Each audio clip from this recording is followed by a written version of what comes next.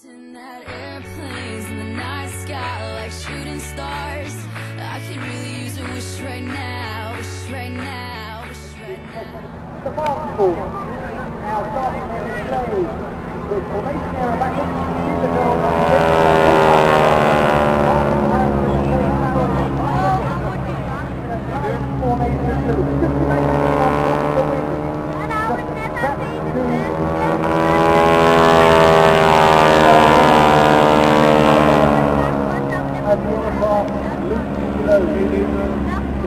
Earlier on, but this aircraft with its five-lane structure is a lot more drag.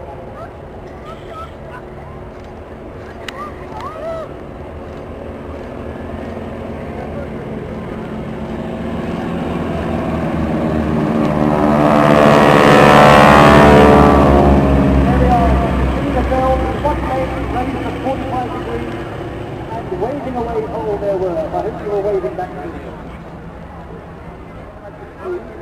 Because they really do perform all sorts of manoeuvres there. See, now they're upside down, they're actually upside down, legs in the air. Well, one leg pointing straight up, the other one in a very elegant fold. And still waving away as well.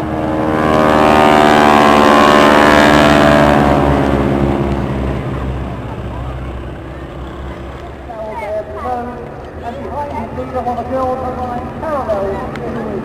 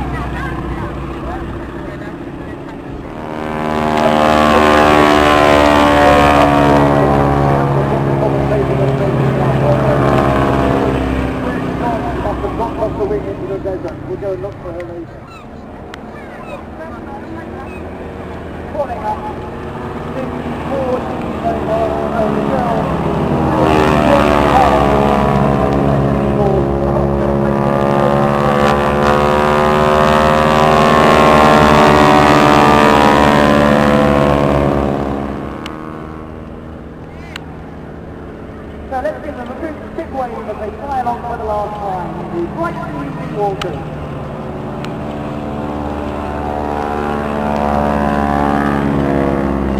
Like a little wave you can see. Wave back up to the sea.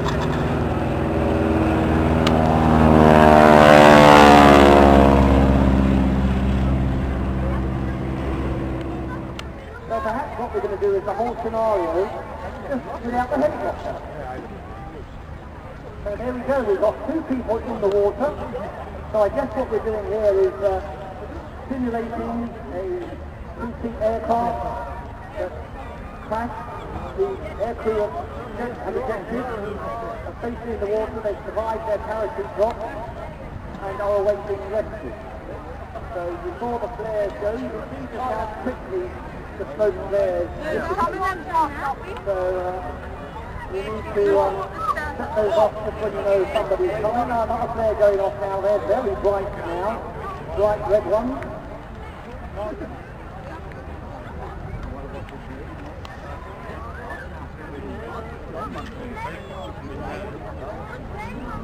And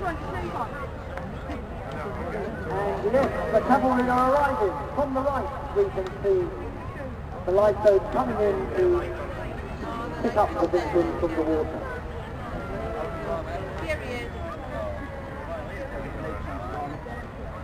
During the Second World War, downed air crews or sailors whose ships were sunk beneath them didn't so much drown as die from exposure, because in those days people thought that people in the water a long time would drown. Didn't realise that it was actually the killing effects of the water, even in moderate climes, even in the height of summer. The water still saps the heat from the body and causes hypothermia. So you need to get out of the water and get out of it quickly, particularly here in the North Sea. With the blades, here we have 4 unit buoys on the water.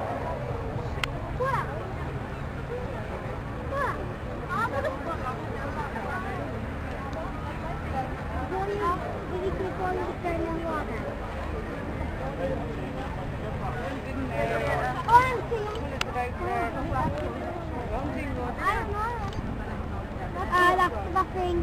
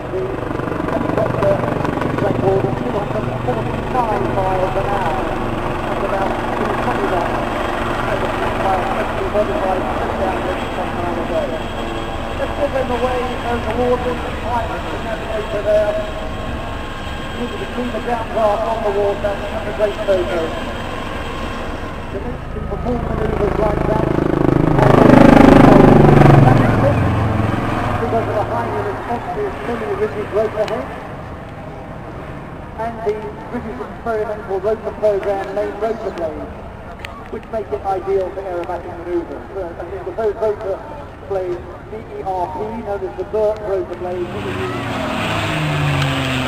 those are practice there in those same D-Day invasion strikes that I referred to earlier.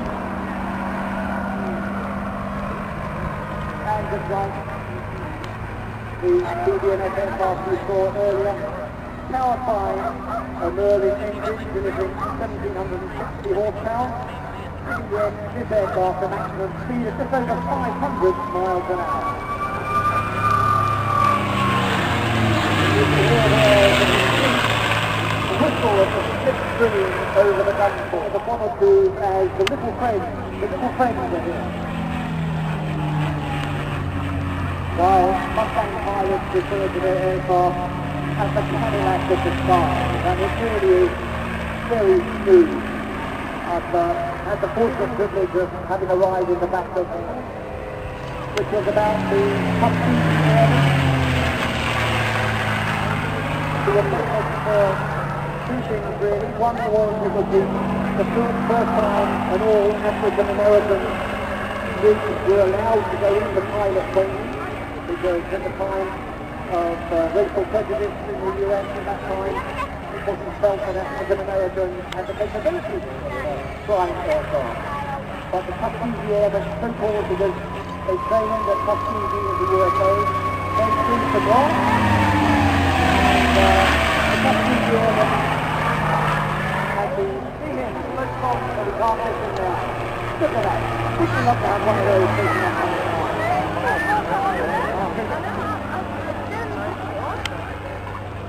So how can it not stall? Well, it relies on a phenomenon known as auto-rotation, where the airflow makes the rotor spin in the same way as a windmill blade turns. So it doesn't need any power, it just needs the wind. So the engine on an Autogyro is to generate that wind by moving the Autogyro quickly through the air. Air then makes the rotors turn, and that's what gives the aircraft spin. As you can see, it's highly maneuverable.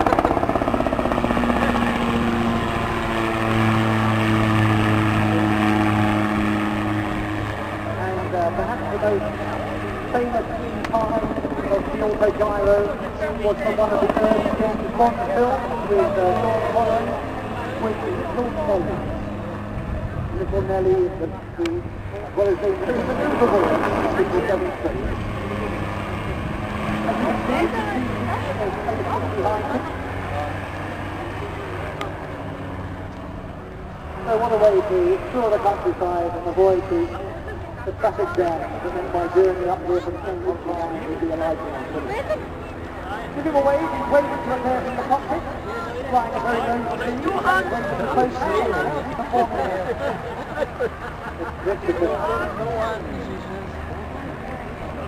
No Honda?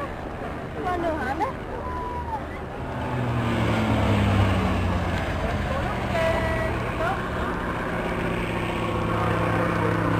So the aircraft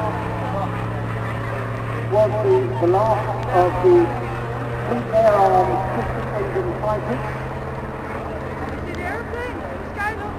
Here we go. Right, okay. Look. Look here. It first flew in February 1945, so just about able to take part in the latter stages of the Second World War, but really came into its own during the Korean War. And if we had had the MiG-15 as we'd hoped to in the display here, we would have done a little reenactment of an event that took place on the 9th of August 1952, when Sea Fury, flown by Lieutenant Carmichael, number 802 Squadron, destroyed the squadron's first MiG-15. So that was the piston engine aircraft against a jet.